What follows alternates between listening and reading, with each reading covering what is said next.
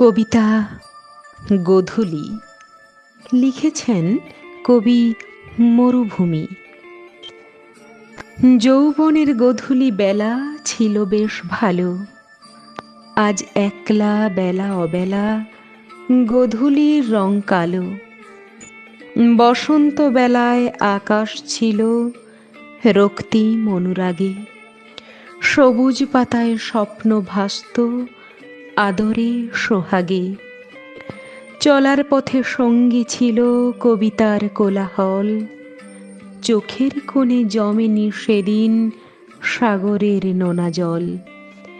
চার দেওয়ালের ঘরে দীর্ঘশ্বাসের ধূসর কারুকাজ। আজ বুকের ভেতর হাঁপর কাঁপে নিঃশব্দ আওয়াজ।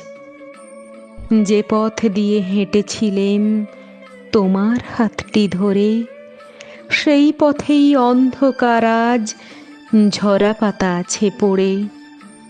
অবেলার এই বিষণ্ণতা গ্রাস করেছে মন। শূন্য ঘরে সময় গেছে থমকে একাকী প্রতিটি ক্ষণ। গোধূলি আজ সাজে না আর বাসন্তী রঙের শাড়িতে। পাড় ভাঙেনি, জোয়ার আসেনি চৈত্রের মরা নদীতে। স্মৃতিরা সব মেঘ হয়ে যায়, উড়ে বেড়ায় আকাশে।